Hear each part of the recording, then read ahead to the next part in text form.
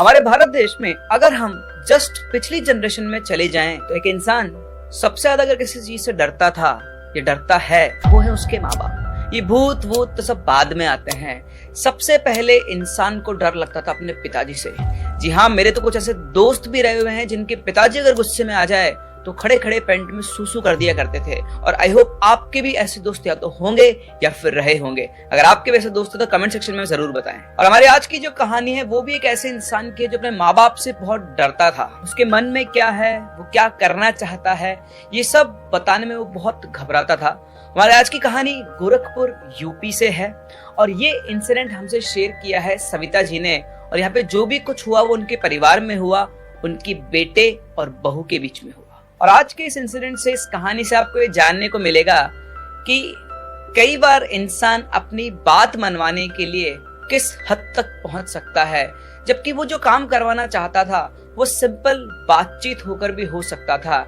लेकिन एक सीधी सी चीज को घुमा घुमा कर इतना टेढ़ा बना दिया जाता है कि उसके कॉन्सिक्वेंसेस बहुत ज्यादा खराब हो जाते हैं। आइए बढ़ते हैं ऐसी एक कहानी के अंदर। आई होप ऐसी कहानी आपने आज से पहले नहीं सुनी होगी। कहानी में आगे बढ़े उससे पहले अगर आपके पास वैसा कोई रियल सुपरनेचुरल एक्सपीरियंस है या फिर कोई इंटरेस्टिंग स्टोरी है तो आप हमारे साथ हमारी इन दी गई आईडीज पर शेयर कर सकते हैं या फिर हमारे इस नंबर पर व्हाट्सएप कर सकते हैं। तो यह कहानी की शुरुआत होती है जब सविता जी के बेटे रवि की शादी हुई एक सीधी सादी लड़की अंजलि से।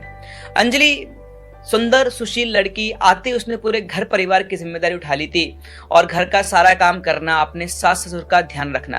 आपको बता दूं, रवि सविता जी का इकलौता बेटा था। तो बड़े धूमधाम से उसकी शादी की गई थी। शादी हुई, सब बढ़िया रहा, सारे फैमिली फंक्शंस हुए और उसके बाद इनकी रोजमर्रा की लाइफ चलने लगी। आप जानते हैं जब शादी होती है उसके बाद रिश्तेदारों का, मिलने वालों का आना जाना लगा रहता है। तो इस तरह से 1 महीना इनकी शादी को गुजर चुका था और अब घर पे मेहमानों का या फिर नॉन्स का आना भी अब कम हो गया था। शादी होने के बाद इनकी जो ननद थी उसका नाम था रूबी, मतलब जो रवि की कजिन सिस्टर थी, उसने इनके माँ बाप को आइडिया कि भाई देखो भैया की शादी हो गई, सब लोग मिलजुल भी चुके हैं, अब दुल्हा दुल्हन को घूमने जाने दो। और उन लोगों ने इनका हनीमून प्लान किया और इनका एक ट्रिप बुक करवाया शिमला का। 1 वीक का इनका ट्रिप था। जिस दिन ये ट्रिप के लिए बाहर निकल रहे थे तो जैसे टैक्सी आ जाती है, सामान वामान रख रहे थे, तभी इनके सामने के घर में रहने वाली एक औरत जिनसे मिला जुला करती थी वो आती है और अंजलि का हाथ पकड़ती है। और वो अंजलि का हाथ एकदम से ऐसे पकड़ते हैं कि उसके हाथ की जो चूड़ी होती है वो टूट जाती है। अब आप जानते हैं चूड़ी का टूटना अपशकुन माना जाता है। तो जो रवि की मदर थी उनको बहुत गुस्सा आया, वो कुछ बोलने वाली थी, तभी रवि ने उनको रोक दिया। सभी लोग यहाँ पे पढ़े लिखे थे, रवि इन चीजों में ज्यादा नहीं मानता था। तो सविता जी कुछ ना कुछ बोलती, लेकिन रवि के रोकने पे वो रुक गई और उसके बाद अपनी माँ को आंखों में समझाकर गाड़ी में बैठकर ये लोग निकल गए। अब जो इनका ट्रिप 7 दिन का था वो ट्रिप ये 4 दिन के अंदर ही खत्म करके वापस आ गए। ऐसे अचानक से जब ये दोनों वापस आ गए तो घर वालों को लगा कि यार ये क्या चक्कर है। उन्होंने रवि से पूछा बेटा क्या बात हुई, तो रवि ने ऐसे ही बात टाल दी। लेकिन सविता जी ने ऑब्जर्व किया कि अंजलि के अंदर थोड़े बहुत चेंजेस उनको दिख रहे थे। उसका चेहरा भी थोड़ा अजीब सा हो गया, जैसे वो बीमार हो गई हो। उन्होंने पूछा भी रवि से कि बेटा क्या बीमार हो गई थी क्या, तो बोलता है हाँ ऐसे इसकी तबीयत खराब हो गई इसलिए हम लोग वापस आ गए हैं। खैर रवि ने अपनी मदर को कुछ भी नहीं बताया और उनके माँ बाप भी थोड़ा ठीक है अब क्या कर सकते हैं, लगा कि हो सकता है इनकी कोई बातचीत हो गई हो, कोई झगड़ा वगड़ा हो गया हो, इसकी वजह से अपने ट्रिप एंड करके आ गए। खैर उन लोगों ने भी ज्यादा पूछताछ नहीं की। अभी सब लोग खाना वाना खा पी कर रात को सो रहे थे कि तभी घर के अंदर अंजलि के चिल्लाने की आवाज गूंजती है। उसके चिल्लाने की जो आवाज थी वो बिल्कुल डिफरेंट थी। उसकी आवाज में एक अलग ही भयानकपन सा था और सविता जी और उनके हस्बैंड दोनों उठ जाते हैं उस आवाज को सुनकर। सविता जी उनके रूम की तरफ जाने लगती है तो उनके हस्बैंड उनको रोक देते हैं और बोलते हैं कि इन मियाँ बीवी के आपस का मामला है, हो सकता है इनके बीच में लड़ाई हो रही हो, अभी अपना बोलना ठीक नहीं है, तुम सुबह रवि या फिर अंजलि से बात कर लेना। करीबन 15 मिनट तक अंजलि ऐसे ही चिल्ला रही थी जैसे कोई उसे पीट रहा हो, कोई उसे मार रहा हो। दोनों हस्बैंड वाइफ को लग रहा था कि शायद रवि अपनी पत्नी के ऊपर हाथ उठा रहा है। गुस्सा उन्होंने बहुत आ रहा था लेकिन उन्होंने अपने आप को रोके रखा। सुबह करीबन 10 बजे उठकर ये दोनों बाहर आए। जब ये बाहर आए तो उन्होंने देखा कि अंजलि जो थी उसकी हालत बड़ी अजीब सी हो रखी थी। मतलब होता ना एक बीमार आदमी, उसकी आंखों के नीचे डार्क सर्कल्स हो गए थे, सूजी आंखें हो रही थी, पूरी रात वो सोई हुई नहीं। उसे ऐसा देखकर सविता जी अंजलि के पास जाती है और उससे पूछती कि बेटा क्या हुआ, तुम रात को तुम्हारे कमरे से चिल्लाने की आवाज आ रही थी तुम्हारी। तो अंजलि ऐसे रिएक्ट करती है जैसे कुछ हुआ ही ना हो।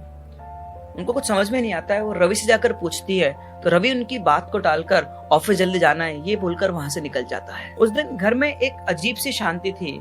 घर में जो नई बहू के आने की खुशियां थी वो भी एक अलग सी मनहूसियत में बदल गई थी। अंजलि पूरा दिन किसी से बातचीत नहीं करती, तो उस दिन भी वो ऐसे ही अपना किचन में काम कर रही थी।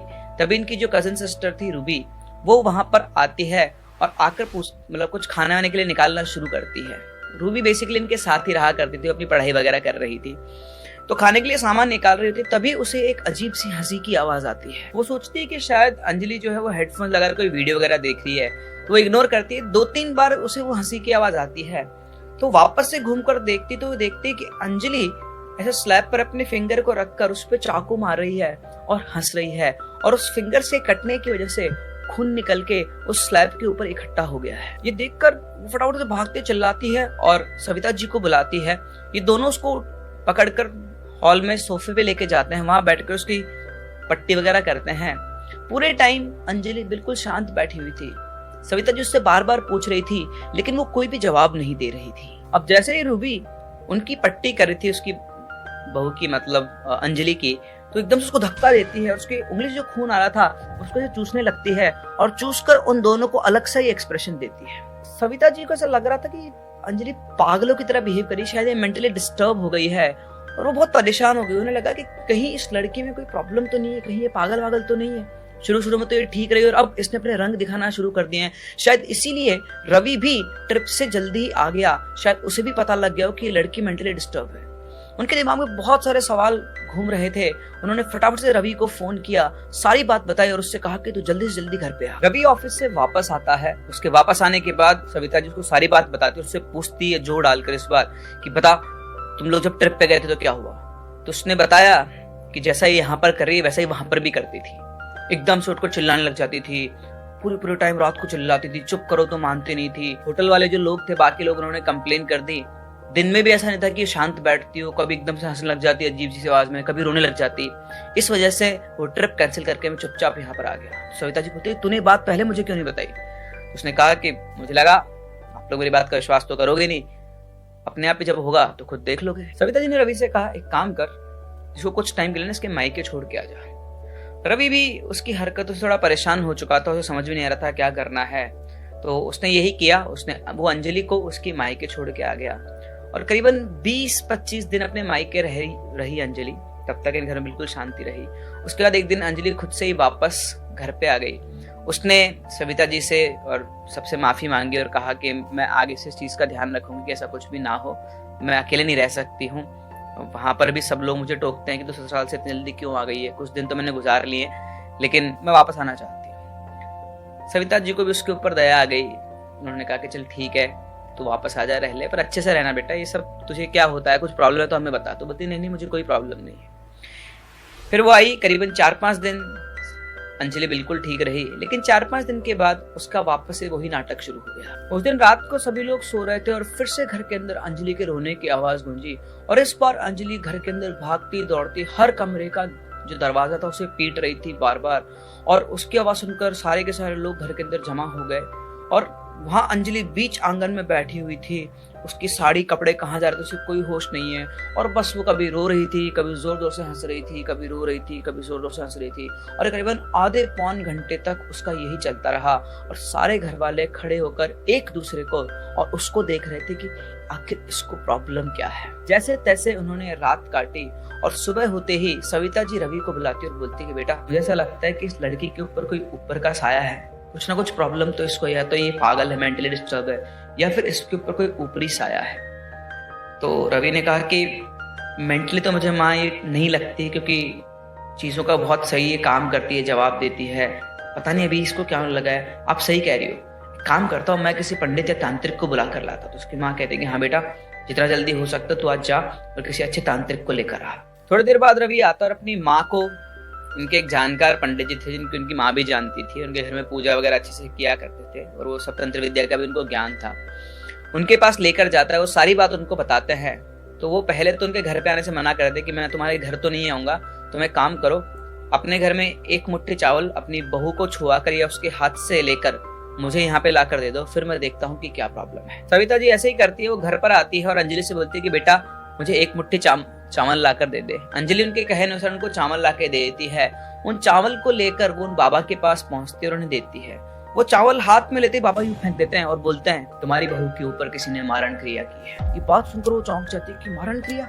पहले तो उन्हें लगा कि शायद उसके मायके की तरफ से किसी ने कुछ किया हो, तो उन्होंने बोला कि क्या इसके मायके की तरफ से किया है? उन्होंने बोला नहीं, ये तुम्हारे घर से ही हुआ है और किसी बहुत करीबी इंसान ने इसके ऊपर मारण क्रिया करवाई है। सविता जी और रवि ये सुनकर दोनों के दोनों परेशान हो जाते हैं कि ऐसा कौन हो सकता है। अगर कोई हमारे घर में है तो वो हम पर कुछ करवाएगा। इस बेचारी को आए हुए तो अभी 1 ही महीना हुआ है। सविता जी जहां पहले अंजलि से नाराज थी, अब एक सॉफ्ट कॉर्नर उनके ऊपर डेवलप हो गया था कि उनके परिवार की किसी रंजिश या किसी मतभेद की वजह से अंजलि को ये सब सहना पड़ रहा है। वो सब बातचीत कर ही रहते कि तभी उनके पास रूबी का फोन आता है और वो बोलते कि आप लोग जल्दी से घर पर आओ, अंजलि बहुत तेज तेज चिल्ला रही है, बहुत तेज तेज रो रही है। उसकी बात सुनकर रवि और सविता जी दोनों फटाफट से घर पर पहुंचते हैं। उनके साथ साथ वो बाबा भी आ गए थे। वहां पहुंचकर वो देखते हैं तो अंजलि अपने कमरे में बंद थी और वो बहुत जोर जोर से चिल्ला रही थी, बहुत तेज रो रही थी, बहुत पीड़ा में हो, बहुत दर्द में हो।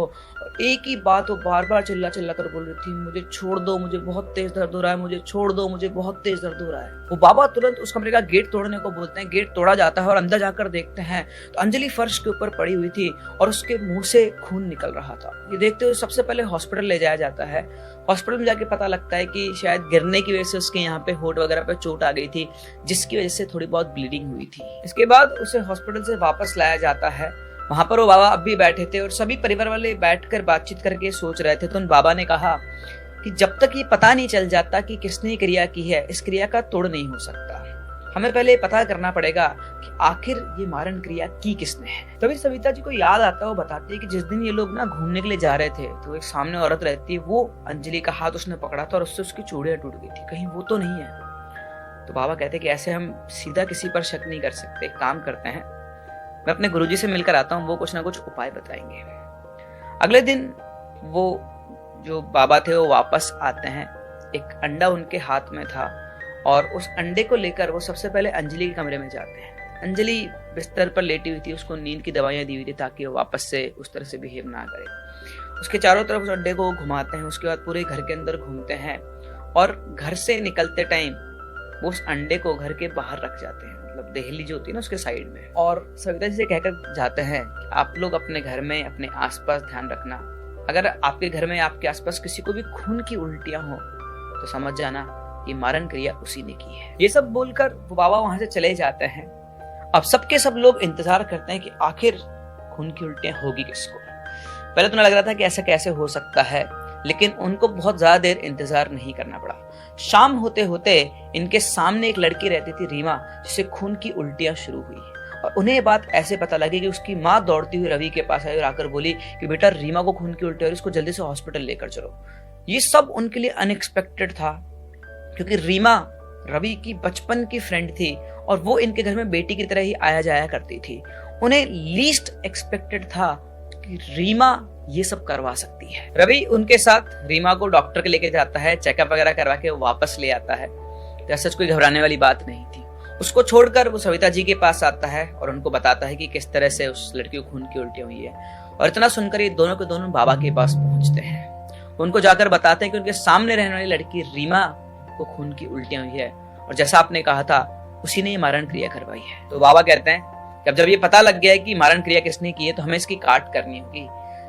आपको एक छोटा सा काम करना होगा, कैसे भी करके उस लड़की के एक जोड़ी कपड़े आप मुझे लाके दे दीजिए, फिर उसके बाद इस मारण क्रिया की काट कर दूंगा और आपकी बहू हमेशा हमेशा के लिए इस चीज से आजाद हो जाएगी। सविता जी को ये काम टफ लगा, लेकिन क्या करती, करना तो पड़ेगा ही। तो घर पहुंचकर वो रीमा के हालचाल पूछने उसके घर पर गई। ऑल्दो उनका मन बिल्कुल नहीं था क्योंकि उन्हें उसकी सच्चाई पता थी, लेकिन फिर भी वो नाटक कर रही थी। वहां बैठकर उन्होंने उस रीमा से, उसकी मदर से बातचीत की।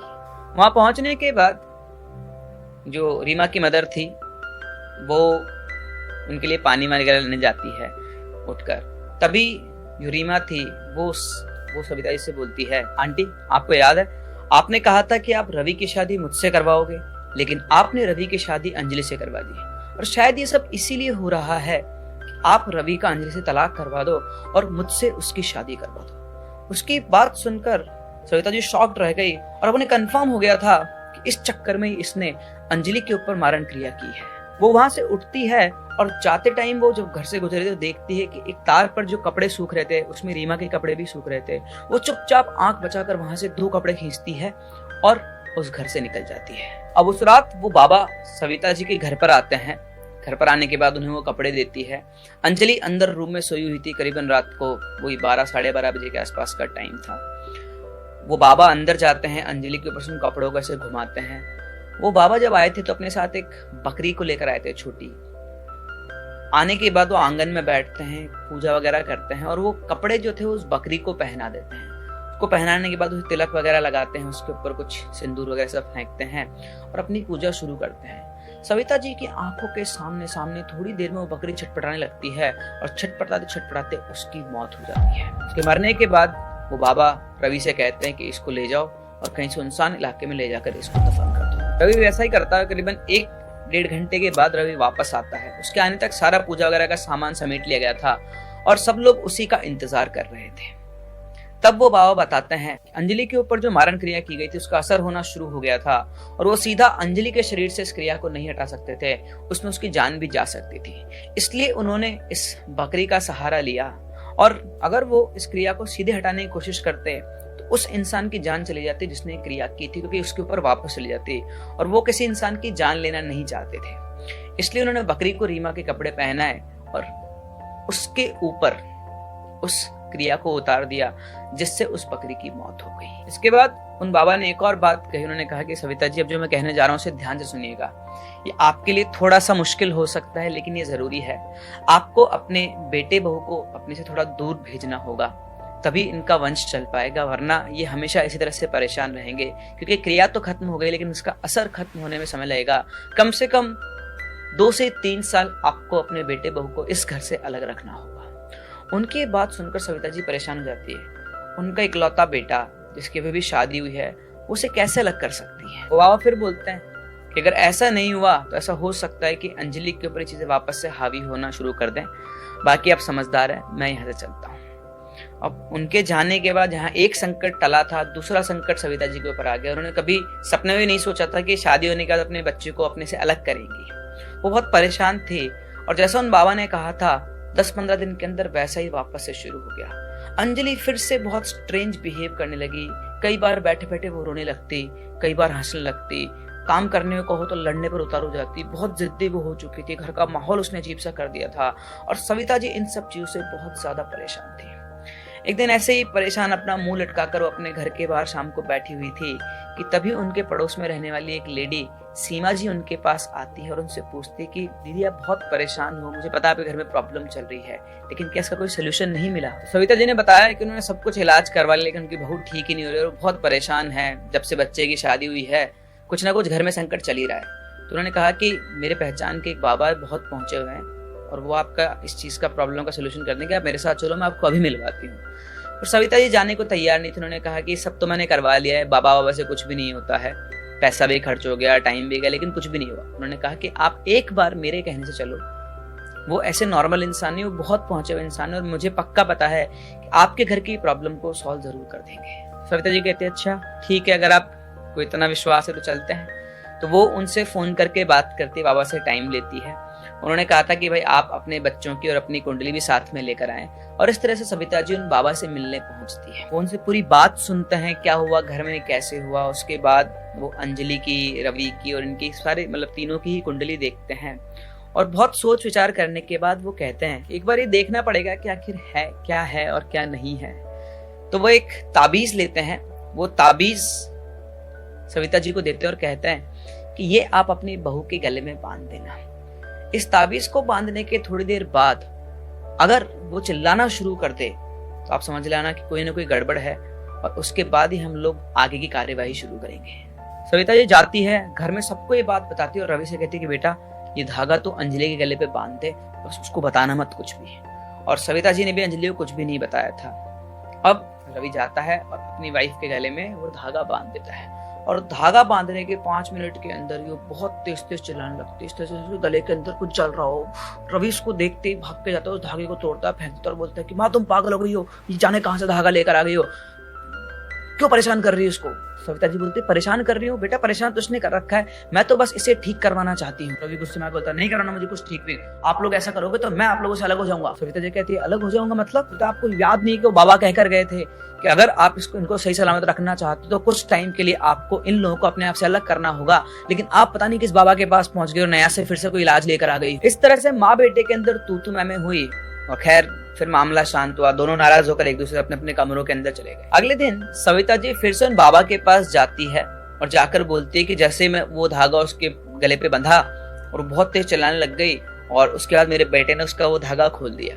तो बाबा हंसते हुए बोले जो मैंने आपको दिया था वो कोई ताबीज नहीं था, वो एक नॉर्मल धागा था और आपकी बहू नाटक कर रही है। मैंने उसकी कुंडली देखी है, आपके बेटे की कुंडली देखी और आपकी कुंडली देखी। आपके घर में ऐसे किसी दोस्त की कोई जगह ही नहीं है और जो आपको किसी ने बताया था मारण क्रिया की गई है वो सब झूठ था, ऐसी कोई क्रिया उसके ऊपर नहीं की गई है। ये सुनकर सविता जी के होश उड़ जाते हैं कि ऐसा कैसे हो सकता है। वैसे मैं एक बात बता दूं, ऐसा बात बताने वाले लोग भी कम मिलते हैं जो जेन्युइनली बता पाए, वरना लोग तो और फंसा लेते हैं कि चलो इनसे और पैसे कूटे जाएं, जब एक भ्रम में तो है तो भ्रम को थोड़ा और आगे बढ़ाया जाए। अब सविता जी का गुस्सा 7वें आसमान पर था। उनको समझ में आ गया था कि उनकी बहू उनसे अलग होना चाहती है और उनके बेटे को उनसे अलग करना चाहती है।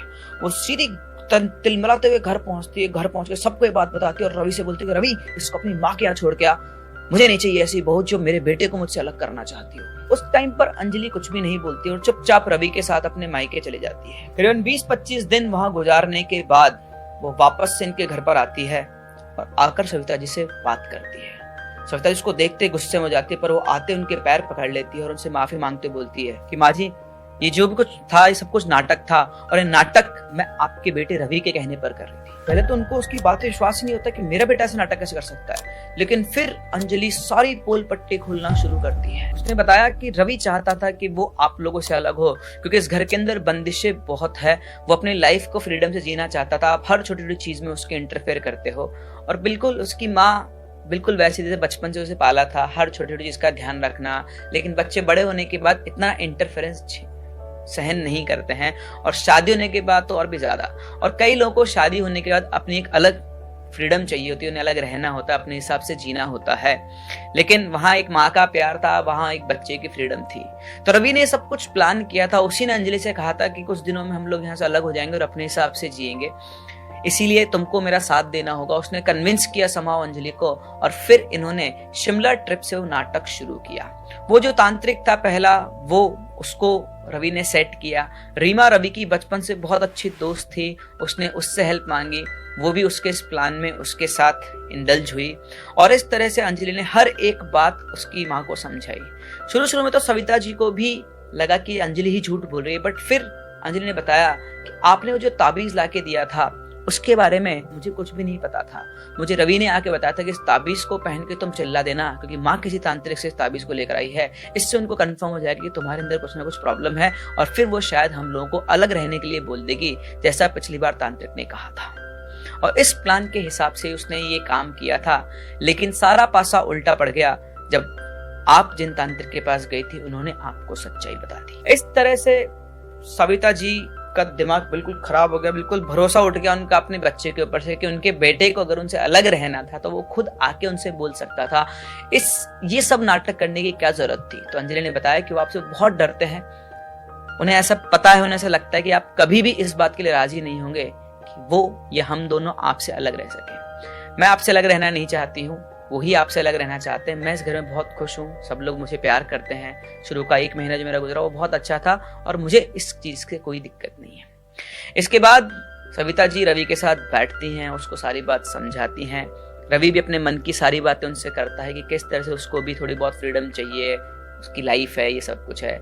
सब कुछ सेटलमेंट होता है और इस तरह से इसके बाद वो लोग इनके लिए अपने घर के ऊपर एक पोर्शन बनवाते हैं जिसकी एंट्री एग्जिट अलग रखते हैं और अब उनकी लाइफ में वो थोड़ा कम इंटरफेयर करते हैं क्योंकि सविता जी भी समझ चुकी है कि उनका बेटा बड़ा हो चुका है, उसकी शादी हो चुकी है और उसको भी अपनी लाइफ अपनी तरह से जीनी है। तो इस तरह से इस कहानी का अंत होता है जहां पर रवि ने प्लान किया सुपरनैचुरल पावर्स का हवाला देकर, जैसे तैसे उसने प्रूव करना चाहता था कि उसकी बीवी के ऊपर कोई ऊपरी साया है और जब तक वो इस घर से दूर नहीं जाएगा तब तक उनकी लाइफ ठीक नहीं हो सकती है।